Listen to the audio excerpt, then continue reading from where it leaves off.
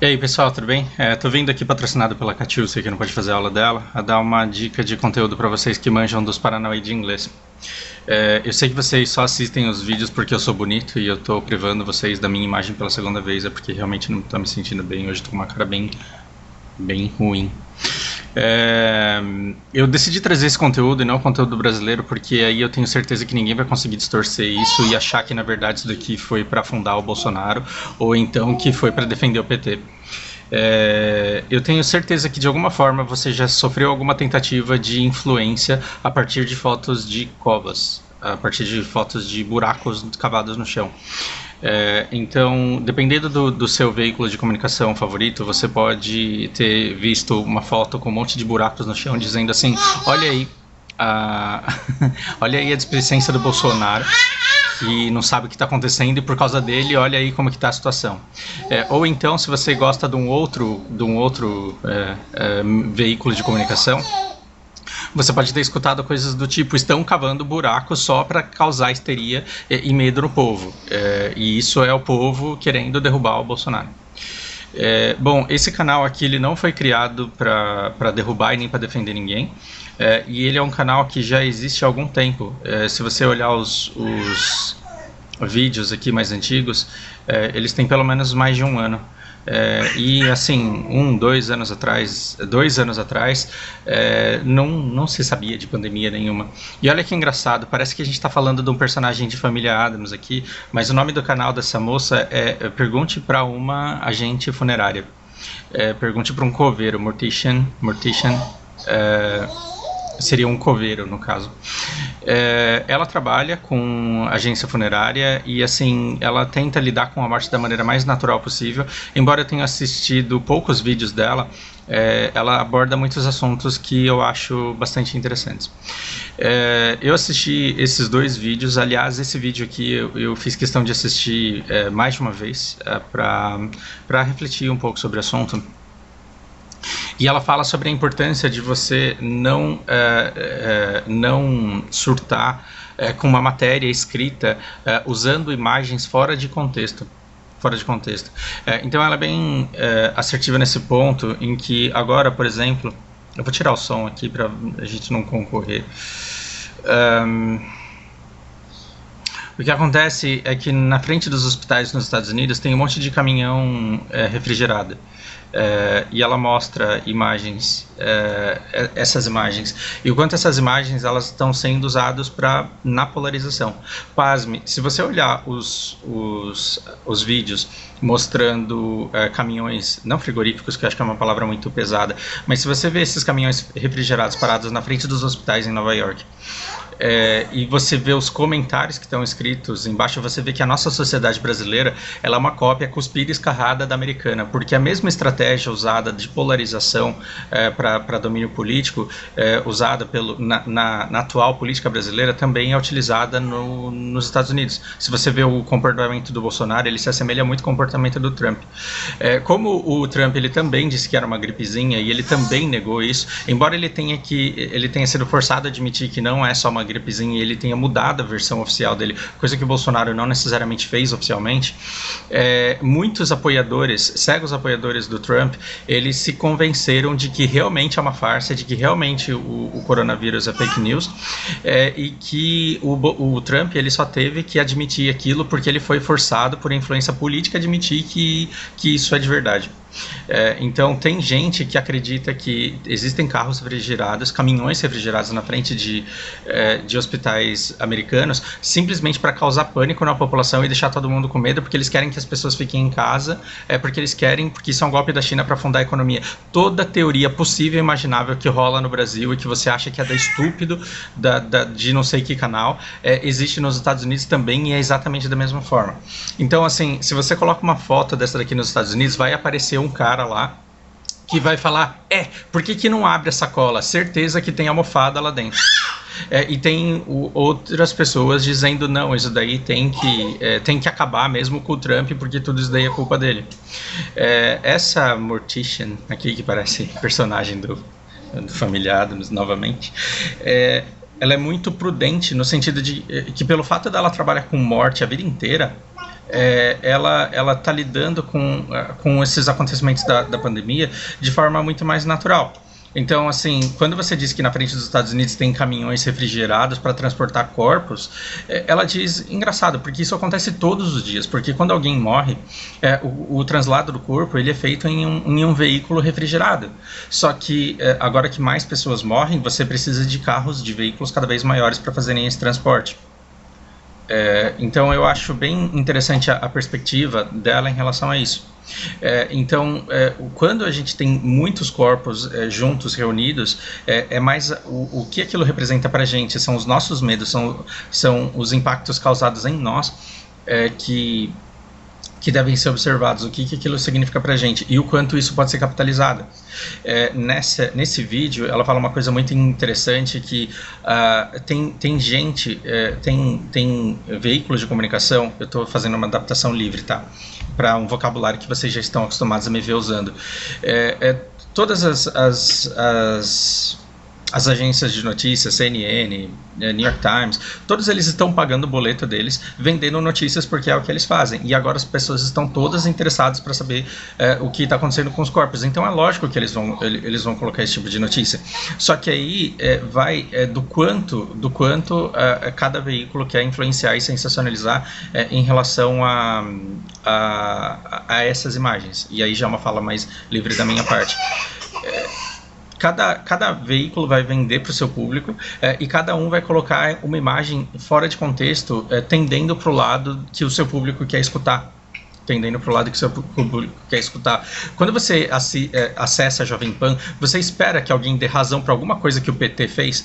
Você espera que alguém fale alguma coisa que vá contra as medidas do Bolsonaro de maneira drástica ao ponto de querer interditá-lo? Não, jamais. E é justamente por simpatizar com o Bolsonaro que você assiste todos os dias lá o noticiário da Jovem Pan. O imparcial jornal da Jovem Pan.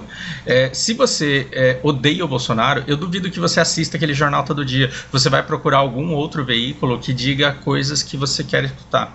No meio disso, tem fotos de covas, de cemitérios, de preparações enormes sendo feitas para enterrar corpos. E aí um lado fica falando que só está tendo que fazer aquilo por culpa do Bolsonaro, e o outro lado fica falando que estão fazendo um monte de buraco inútil, imprestável, estão gastando dinheiro porque querem meter medo na população.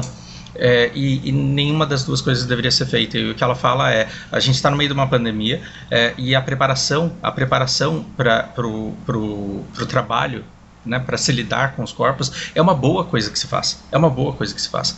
Então, a gente está falando aí da ciência. A ciência sabe que assim, o vírus ele tem um determinado grau de fatalidade. E se uma semana atrás a gente tinha, se 2 semanas atrás a gente tinha menos de 1 milhão e agora a gente já tem mais de 2 milhões, e se um percentual muito pequeno mesmo desses morre, um percentual muito pequeno de 2 milhões é muita gente.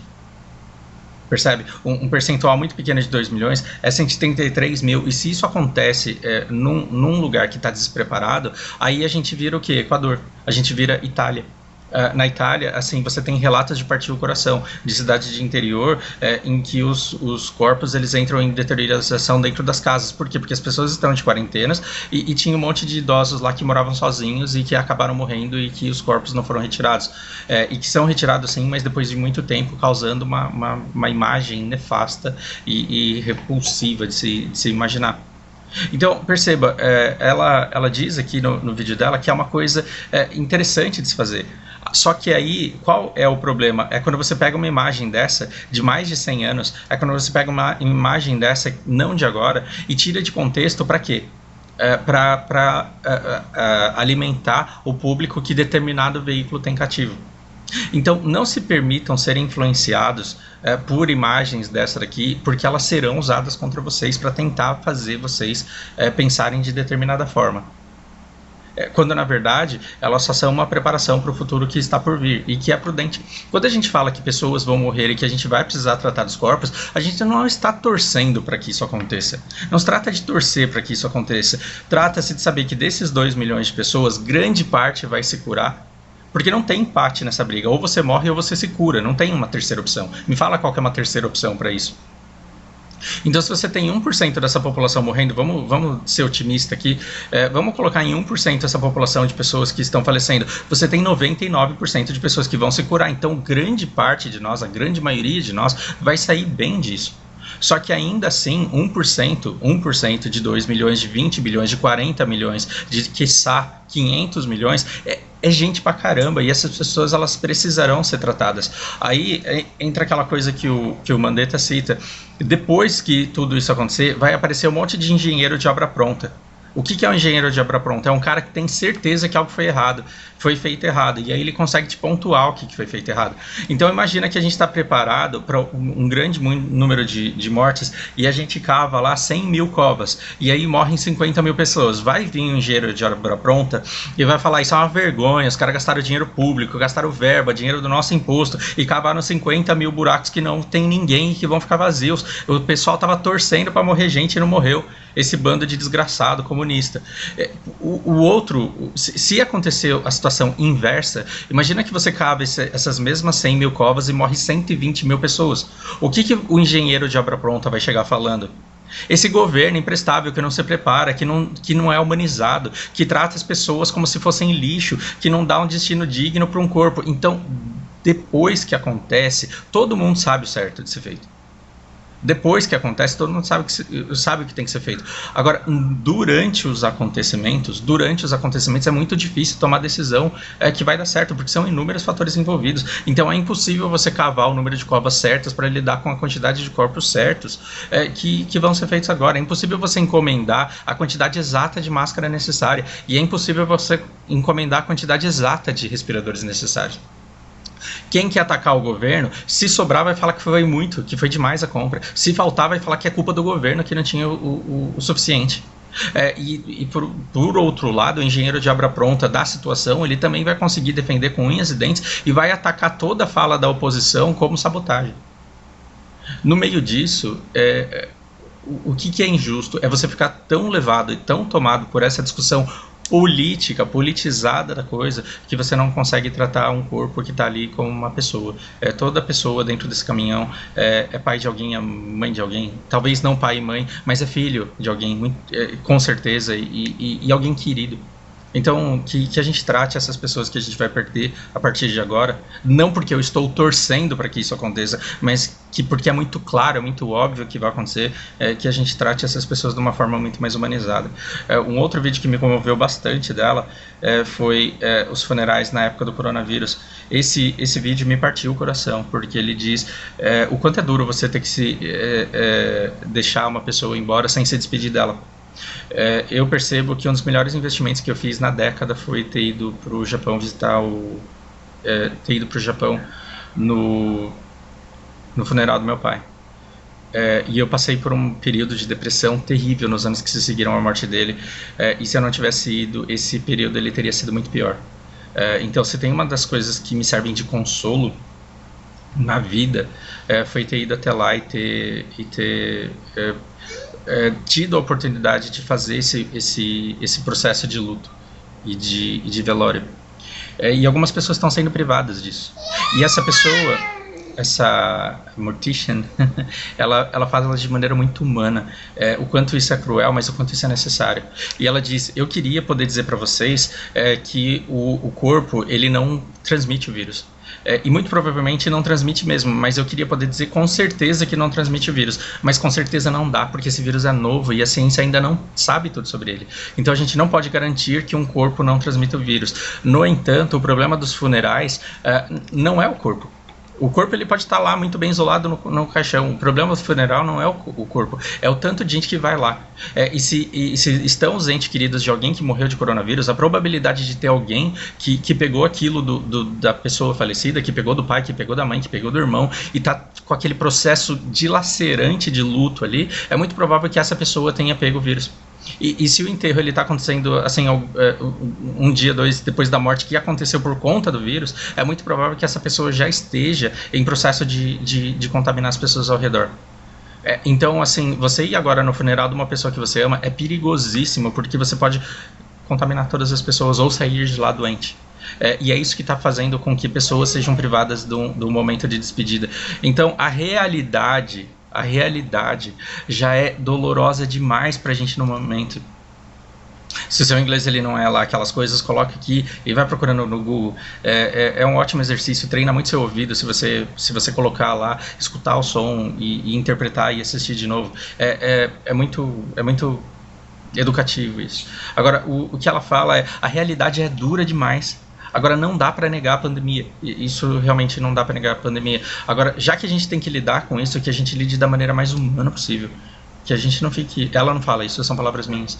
É que a gente não fique nessa polarização, dizendo que determinada pessoa só morreu porque o governo isso ou porque o governo aquilo. O nosso debate, ele tem sim que cobrar medidas do governo e tem que questionar as medidas que estão sendo tomadas, sim, mas muito mais na nossa bolha. Como é que a gente se comporta com as pessoas que estão à nossa volta? Como que a gente passa por tudo isso e sobrevive da melhor forma possível? Como que a gente vai reconstruir a nossa vida depois que a gente sair dessa situação? Esse tipo de conteúdo tem que ser compartilhado. Tá todo mundo com medo, não é hora de ficar alimentando o ódio, tá na hora de alimentar mais a humanidade que todo mundo tem dentro de si e que precisa ser estimulada e que precisa ser abraçada nesse momento. Reflitem.